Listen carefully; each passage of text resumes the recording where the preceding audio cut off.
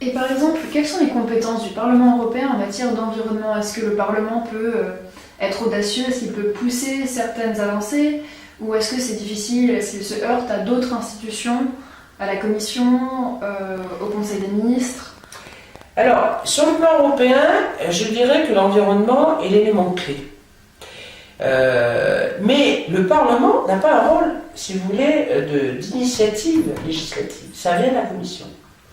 Donc il faut que les États membres poussent la Commission à faire des textes sur certains sujets. Par exemple, il y a une directive qui est bloquée en ce moment. C'est la directive sur les sols. Et elle est bloquée par qui? Par la France.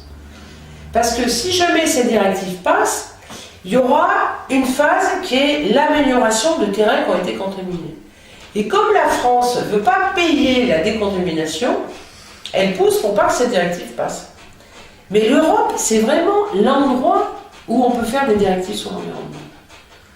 Alors après, donc c'est à la Commission à faire ses propositions.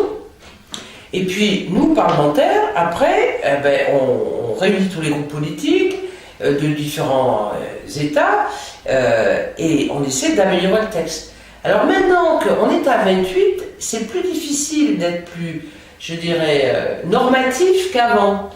Parce que vous avez des pays comme la Pologne, la Hongrie, la Roumanie, qui disent oui, mais plus on va être contraignant, plus ça va nous coûter cher. Alors après, il y a un problème, si vous voulez, entre l'argent et la santé. Voilà.